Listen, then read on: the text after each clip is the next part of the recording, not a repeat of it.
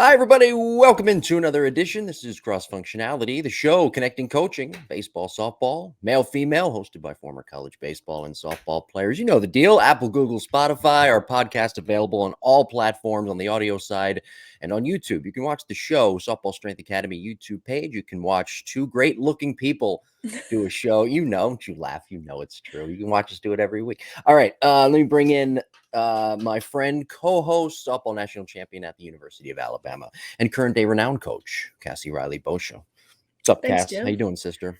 All is good today. All is All's good. good today. She's decked out, for those not watching, on the YouTube side in her Alabama gear today. A lot of Yes. softball Big on this game day. Saturday. Yeah, as we record on I this think, Monday. what is it? 32 teams get eliminated today. Wow.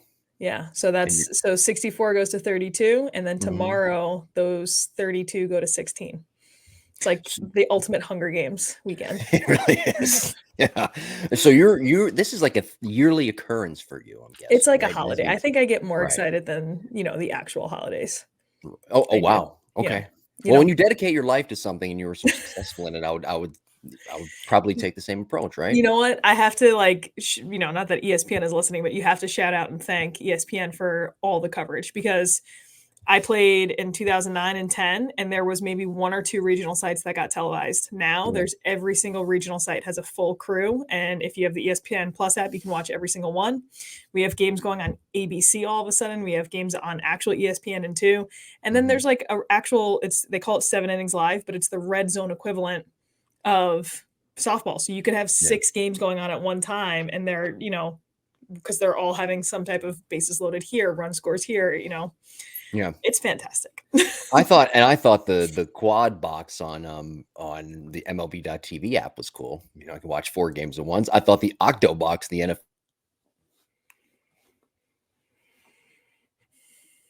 was cool, but now that's pretty exciting. Pretty exciting.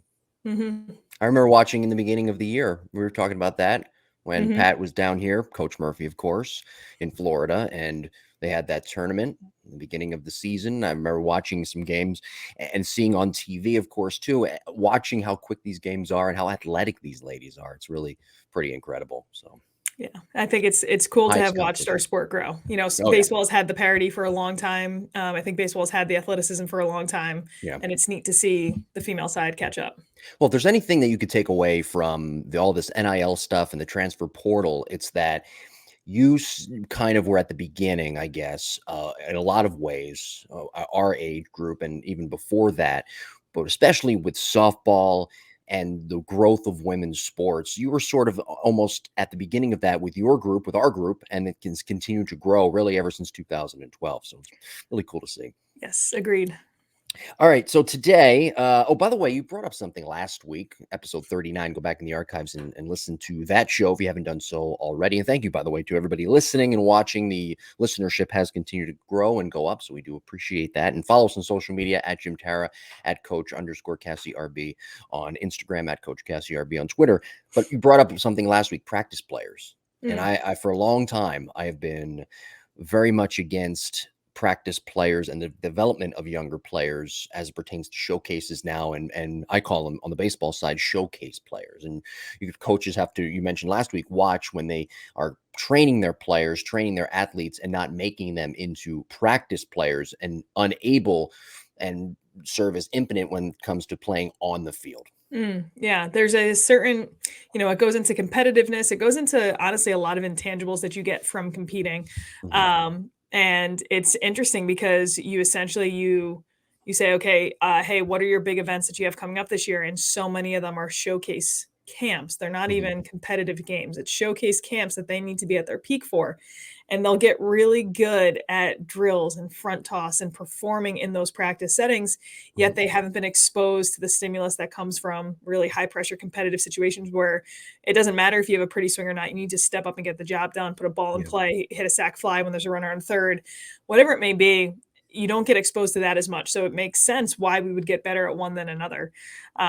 So I think that exposure to competition and that exposure to competition that matters, not just showcase competition, but hey, you're playing in your high school league and the league championship is on the line or something along those lines that pulls out a different level of grit in you that I think is necessary to compete at the next level.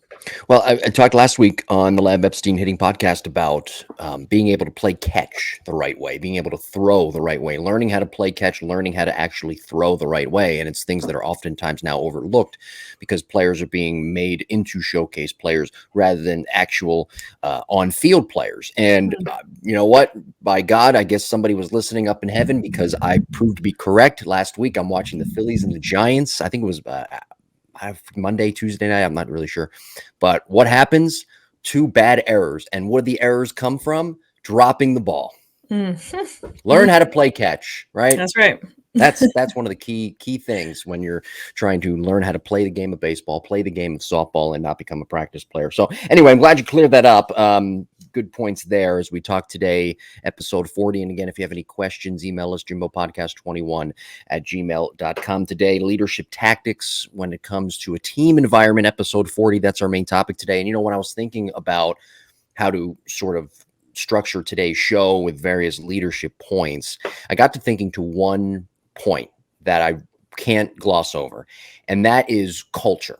When it comes to leadership, culture.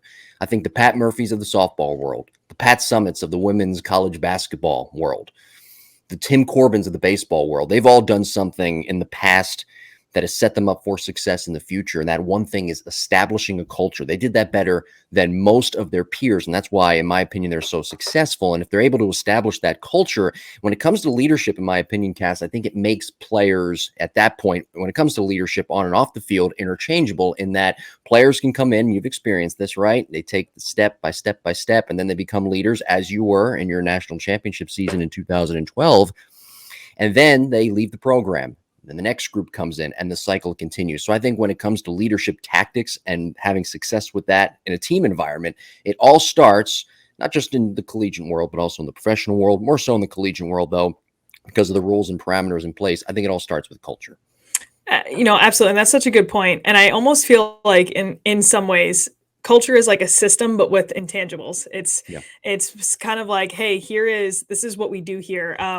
I heard somebody who played for UCLA years and years and years ago, and she spoke to us when we were in high school. She had transferred into UCLA. She went to a party with the team for the first time, and she thought she had to look cool, and she held a cigarette in her hand. She said she never spoke before. She held a cigarette in her hand, and the shortstop walked right over to her, grabbed it out of her hand and said, "You play for UCLA. We don't do this here." And that is, a system has been put in place. There's been standards that have been put in place that say, this is what we do. This is the definition of a UCLA player, a Tennessee basketball player, an Alabama softball player, whatever that may be. And all of a sudden you fall into the system, and that culture has those intangibles. It has those, typically when we talk about culture, it's in a good light, not a bad light, although that can happen. But it just becomes so contagious and so easy for everyone else to fall in line with and fall in sync with. And I think come postseason, you start to see whose culture has developed for the better and then whose just hasn't quite clicked. What do you think the key points when it comes to creating and developing a culture and then turning out leaders? What do you think those points are? Yeah, the first thing I think of is buy-in, and it's not brainwashing. It's not like, let's just get people to drink Kool-Aid, but you have to develop some type of buy-in. So there has to be that mutual trust. And I think without trust, you can't have trust if you do not have some type of respect. Oh, yeah. So if a player doesn't feel like they're being respected by the coaches, if the coaches don't feel like they're being respected by the players, leaders or seniors don't feel like they're respected by underclassmen and vice versa, then all of a sudden, how could you end up trusting each other? And then if you can't trust each other, why is it worth it to buy in? Because to buy in means you're putting yourself out there. You're basically saying, I'm putting my emotions on the table here, and I know it might hurt if things don't go well. So I'm putting my emotions, and I'm trusting all of us to kind of protect these emotions, and not, you're being very vulnerable. You're putting yourself out there, and hey, no one else in here is going to judge me and be harmful to me in this vulnerable environment. Then, so I think that is like the soup, I guess, the recipe for it that you start to see consistently across the board. I thought you were going to say it. I thought you were going to say the straw that stirs the drink. Oh, no, I did not. I thought you were going to go Reggie on me. So I gotta ask you, though, taking you through your experience when you were at Alabama and you were continuing to move up on that leadership ladder, if you will, and you were getting closer and closer to that national championship, and then you became a leader your senior year, probably before that, right? Your junior year, but then you really became kind of the forefront of that leadership, the face of one of the faces of that program in 2012, which is funny, you win the national championship. So that says a lot on you in a positive way. What steps were taken to become that leader? How did you adapt that growth mindset to eventually get to the point where you were one of the faces on and off the field of the University of Alabama softball program? You don't do it alone, obviously. Yeah. And I had so much guidance and mentorship from my coaches, even when I Mhm. didn't realize I was being guided and mentored by my coaches. Yeah. I had an assistant coach tell me my freshman year one time, she held me accountable on something. She goes, I'm not going to treat you like the leader you are right now. I'm going to treat you like the leader I see you being in 4 years. Mhm. And it was always this, because think about what that says to me right there as a freshman. It's like, oh, you believe in me, you see something better in me. Like, granted, at the time she was holding me accountable, but look at how much of a positive light that shed on a young freshman self. I had my class, honestly, to carry so much of that leadership load. There were 6 of us, and we all stepped up in different ways. And I think so many times we have this idea of a leader, of what the Hollywood-esque leader is, the rah-rah person in the huddle, the one with the C on their chest. But really, sometimes the most impactful leaders are that number 2 and number 3 people that are kind of behind the scenes, checking in on the people who maybe are straggling a little bit or struggling. Like, it is completely normal to struggle when you're not playing every game. And that's very difficult for a 4-year starter, captain, whatever, to all of a sudden look at the sophomore that hasn't played in 2 years and be like, oh, I can relate to you. Because they look and they're Yeah. like, no, you can't. You don't know what I'm feeling. So when you Yeah. have a leader who wasn't a 4-year starter, how that maybe wins us the national championship that year, Yeah. Um, so I think, it's a lot of things that came together, but certainly being comfortable, being uncomfortable, like, you can't just be comfortable and think you're going to be a great leader. You're going to Yeah. just, pat yourself on the back until you don't win. If you want to actually achieve something, there's going to be really difficult conversations that you're going to have and things you do that you might not feel like doing, but have to be done. I love picking your brain on these things. What was the hardest conversation you had to have as a leader? What was the hardest moment you had when you were Hmm. in that leadership position? Sure. First thing that comes to mind, honestly, and this was like, I felt like this was like my, like, okay, this is going to be a cast. You want to be a leader on this team or not? And That light bulb moment. I was a sophomore, actually, and there was a senior on the team who would speak in the huddle a lot, and she cursed, which Hmm. is like no big deal. But it was some of the verbiage she was using. We had some people on the team. I didn't realize this coming from New York. This individual was from California, and I don't think she realized it either. It was very much an awareness thing, Hmm. that taking the Lord's name in vain sometimes is Yeah. extremely offensive, like the most offensive curse word you could possibly say to some people. And again, it's like how people were wired when they were younger versus how they weren't wired. So I don't think she was aware that when she was trying to hype the team up, she was actually offending like 6 or 7 people on the team. Wow. Yeah. And I hear that and I'm like, okay, we're either going to go on this entire season with a senior trying to lead and wondering like, why is this not working? And I remember just having a conversation with her, and it wasn't like, hey, you're doing this wrong, figure it out. It was, hey, I don't know if you're aware, it's just, I think it's the way you say it, like getting to know your teammates and knowing, okay, this approach will probably be the best because it's not going to feel good for her to hear this. Right. Yeah. And so I think that was the hardest thing. But I remember thinking like, okay, do I want to feel comfortable or do I want to win a national championship? you Yeah. know, Yeah. and her, but by her saying this, she didn't, she was appreciative at the end of the conversation, but that was certainly going into it a little bit of a harder one to boast myself up for. Did you just pull her aside one day, or did you, Yeah, I talk do in not. I study actually, hall, or? I think I was. I asked. I started. I used to talk to her a lot about a lot of different things, but I had asked her just for advice on a certain thing and just to get the conversation going. And then after that, I just said, "Hey, one more thing that's been going on, and I feel like if I was in your shoes, I would want to know this. So I just want to bring this up." And that's kind of how it went. And hopefully, in those situations, you kind of diffuse, how Right. someone might react. You diffused the tension. Yeah. You were very diplomatic, it sounds like. I think you kind of have to be, or you at least Yeah. have to be aware of when, like, what type of verbiage and language is going to work. Not that, and I feel like sometimes that's a fine line where some people are like, well, you're manipulating, then you're changing yourself to try to manipulate what you want out of someone else. It's not necessarily that. It's, hey, I know this teammate is typically like this, and she might get offended if I say it like this. So maybe I'll come approach it this way. Right. That's all it is. So yeah, and you took I'm sure you took notes on this and we're at throughout the year when you were a sophomore, then even into your junior year, you noticed what she was doing. You noticed what other leaders were actually doing on the field, off the field for the team, the faces of the team. And I'm sure you took notes of that, right? And you said, this is what works. I'm going to try this. This is what gets through. This is what's part of our culture, one of the bedrocks of our culture when it comes to leadership. And this I'm probably going to leave aside. Yeah, well, I'll tell you what, kudos to the University of Alabama. They gave Yeah. us so many leadership opportunities and leadership programs that we went to. There would be 1 or 2 girls from each team at the university to go do this retreat for a day. Or, I mean, I got to sit in a room with football captains and gymnastics captains, and like they had just won national championships. And of course, like we're like, hey, what worked for you? What didn't work for you? And you're all of a sudden picking all these brains of people who are doing exactly what you want to be doing. They're walking a parallel life to you. Whereas you leave that campus, how many people are as dedicated, disciplined, and focused on trying to win a national championship? They're not. So it's just so cool to be surrounded by essentially greatness. Like you're walking to class and you're rubbing shoulders with greatness as you're going through these hallways. So to be able to be exposed to that was phenomenal. And then just learning, I felt Coach Murphy says every single year, what is your intangible going to be this year? And As I a felt team, like you mean, right? Yeah, the entire team. Okay. You have to, you basically have to say like, what's the thing that you're going to bring to the table? And you're held accountable mostly for that, not for like, hey, how many home runs did you hit? How many people did you strike out? Yeah. But mine was I wanted to pour everything back into my teammates. And that was such a staple, was the idea of servant leadership. Is how can you lead by serving others? How can you put your personal emotions and needs to the side in order to serve the team that you're a part of?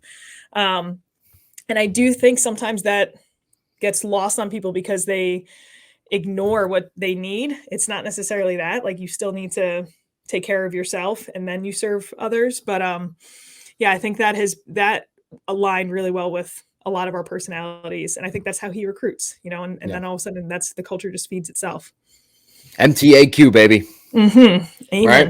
Big part. That's a big part of the culture. You'd have, if you don't know what that is, you'd have to go back in previous episodes and listen. So there you go. That's right. Previous episodes. I wanted to talk to you about leadership and how it developed for you personally, because you admittedly were a little bit insecure when you were younger because you didn't think you were good enough to play at the next level, which is very, very interesting in and of itself. But how did you learn to become a leader through that insecurity when you were in high school, when you didn't believe you could play at the next level, but then all of a sudden you knew you could, and it was become a whole journey for you? So how did you become that actual leader through that insecurity? How do you think athletes could follow that path that you did?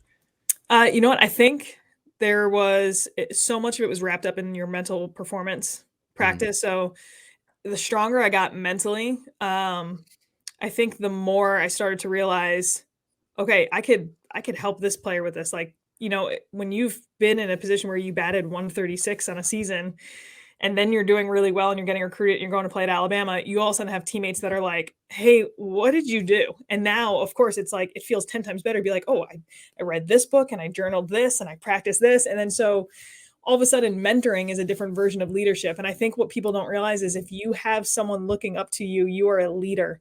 And you have some people who are like, oh, no, leadership's not for me. But I'm like, too bad, because so-and-so is looking up to you when you goof off, when you laugh at jokes, that when the coach is trying to be serious, like you are a leader. Are you leading the way you want to be leading right now?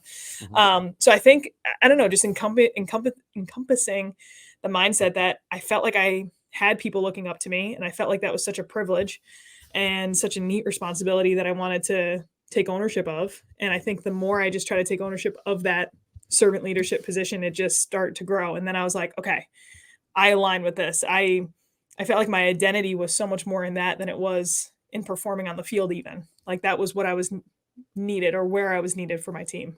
Yeah. And that leadership has turned into a very successful coach, right? Thanks. Which It does seem to align really nicely.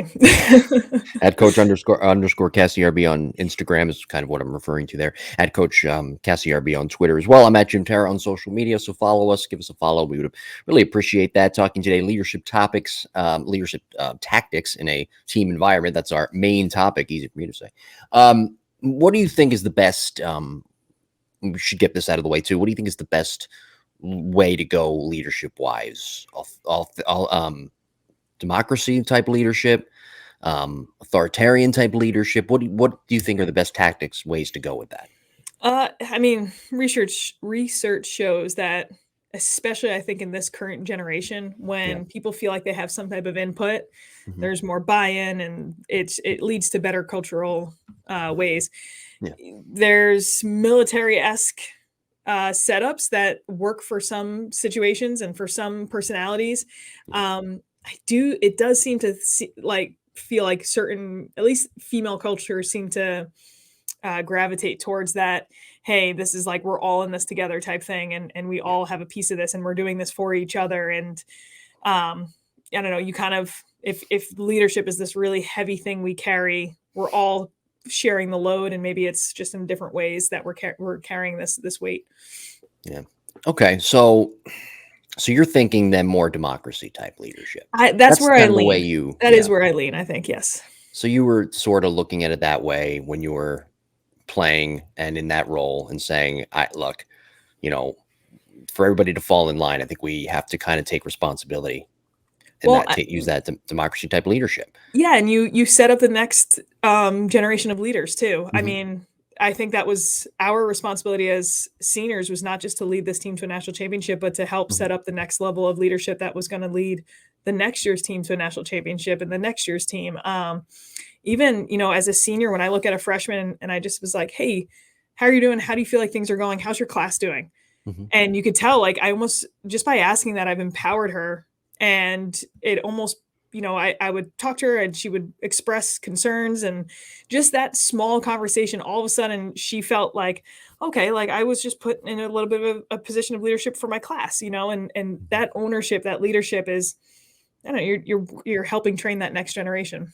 Yeah. So then basically though, when you're a coach now too, you can kind of spot who a leader is or who they might be and who is not so much of a leader Yeah, you going know what? forward. It is a little harder to do in a private setting because I don't get to see them around their team as much. But I Yeah. mean, when you're in a small group setting, it comes out right away. It comes out in, someone's having a really rough round and they're aware of it, and they're like, "Hey, you got this next one." Like, that is such a sign. Someone who is not so turned inward on themselves, but they're looking around like, "What can I do for my team today? What can I do? What can I do to help someone else out right now?" Yeah. So I think that's important. And I think one of the things I love doing is just mentoring my athletes on, they have to return to their team. They're having a difficult situation. They're co-captaining with someone who is having a tough time in that role. Yeah. And so much of the time it's just, hey, we need to communicate, and we need to get better skilled at communicating in different ways so we can communicate with more people effectively. And I feel like that's such a corporate thing. Like, communication leads to better leadership, but it is true. Yeah. So that's corporate America's one of their taglines, it seems like, right? When you speak about leadership in a team environment, there's that type of leader who's more out in front, but then you mentioned the number two or number three type leader, the Mhm. quiet type leader. It's kind of self-explanatory, but there's some tentacles to this. The leader that's out in front, what are the traits of that type leader? What are the traits of that leader who maybe doesn't like to be out in front and is more just the quiet, do as I do, set an example type leader? Yeah, I actually think there might be like another head to it, but the leader out in front, it's like Mhm. probably the person who does everything right all the time. They Yeah. are early to practice, they're staying after, they're cleaning up garbage, they do everything right. And that is an important, valuable person to have on the team. However, that person is not going to relate to the younger athlete who has a little bit of a harder time doing everything right all the time. Mhm. And if we had a leader who goofed off a little bit, had some fun, but then was able to snap and be like, okay, now's the time to be serious. And I swear, I thought I used to tell her all the time, I'm like, you have the most powerful voice on the team. Because when I talk, yeah, people are like, oh, Cassie's talking again. She talks all the time. But when you talk, they're like, oh, we're not joking anymore. Like, you're talking at, like, now we're serious. And you got everyone to be like so locked in. Yeah. And I wish more people would realize how powerful of a role that could be, to be able, because I think it's very difficult to be like, yeah, look, I can have fun, I can make some jokes, but now I'm serious. Then you have this leader, some people recently have like, um dissed the lead by example person, the quiet lead by example I person, and be wonder like, why that "Oh, is. you need to say it." But Hmm. I really don't. I think if talking's not your thing, you can lead in so many other ways. You can lead in hustle, you can lead in effort, you can lead in attitude, your professionalism on failure, your like intensity and grit at the plate, the way you have fun when you practice and play. There's so many things you can do that other people will look up to you. And you're not going to realize other people are looking up to you about it until someone tells you. So again, communicating it, verbalizing like, "Hey, you fire me up when I see that happen." And all of a sudden, again, you're empowering more people on your team to take those ownership and leadership positions. Well, I think you're a great leader personally. Thanks, Jim. From a professional standpoint, obviously from a softball standpoint as well. And I think we covered pretty much everything on today's topic. Did I miss anything? I don't think I did. No, I never do. you know what? I'd say, well, the only thing that I would think of, and I'm realizing it more when I watch playoffs, is um, leading when it's really hard or leading when the Yeah. pressure situation's through the roof. And my favorite position on a defensive side of the field is a catcher. All 8 positions are staring at that one position, right? So I always used to, we used to talk about the catcher when she was my roommate, just how important her presence was because everyone's all eyes on her. Like crap hits the fan, boom, eyes are on her. And we joked that like sometimes it was like a duck, sailing on water. Like a duck looks like super smooth and calm at the top of the water, and then you pan a camera underneath, and their legs are like going like crazy. Yeah, that's right. That's right. So you can be a leader. You're allowed to be nervous. You're allowed to have your heart rate flutter. Those things are natural. They're going to happen, but you keep practicing that stoic presence where you're relaying to your team, like, "Listen, like we got this, things are good." And then things start to come down. And if you want references for that, I would look at those teams that are advancing in playoffs, look at the catchers, look at the pitchers. Like those are the players who are really exuding that confidence to their players. You roomed with the catcher, your Yes. catcher. Mm-hmm. So my question is, what did you guys used to talk about on a daily basis outside of softball? I'm just curious. Honestly, my memories is we talked about softball all the time. That's it. Not that's it, but like it came up a lot. And then we would talk about football when college football was going on. Okay. So she was a big football fan. Yeah, I mean, it was like what we were gonna eat, when practice was, how the team was doing, and then every now and then we'd be like, "What do you think it would feel like? What do you think it would feel like when we won it? Do you think?" Just little things like that. But shoot, I mean, she lives in New York City for a little bit of time right now, and it's been awesome having her so close. And right now, we talk about our families, I guess. Okay, so you've graduated from softball but We you have do to still still. talk I mean, about. I say that. Meanwhile, I talked to her about 2 hours ago about the Alabama softball game. So right now, playoff time, we're back to softball. So is that maybe you guys are like what they call soul sisters, Maybe I soulmates? have Maybe she's gotten part of your very soul lucky with my teammates for sure. Well, all right. Good episode this week. Episode 40 again. If you missed anything, you can just hit the old rewind button, right? The old 20 or 30-second button on your device there. Apple, I sound like such a boomer. Apple, Google, Spotify, you know the deal. And watch the show too. Subscribe to the Softball Strength Academy YouTube page to watch the show. Do you have anything coming up, by the way? Anything we should know about? Nothing crazy. No, nothing Nothing crazy. crazy. We got college athletes coming home. High school athletes are finishing up their season in New York. High school, for anybody listening in any part of the country, high school for us doesn't end for like another month, but we have a lot of our summer stuff coming up. So more people training in the building. All right. Very good. Very good. Yeah. So that anything else you want to promote? That's it. That's it. That's all I That's got. it. Go watch That's some all you. softball and baseball on TV. Okay. Everybody. I You say can go learn watch something. I say go watch more softball than baseball. That I'm sorry. I was thinking about this morning. That third wild card has really it's taken away some of the oomph of those April games. It's really taken some away that incentive. 162 games, and you could start 0-20 and still make the playoffs because there's 8 wild card teams. I was thinking about that this morning. Anyway, all right. Well, good episode this week. And again, subscribe to the podcast. Thank you for watching and listening. Email us your questions if you'd like to be a sponsor of the podcast. Reach out to us as well. Email us jimbopodcast21@gmail.com, and we will talk to you next week. Take care.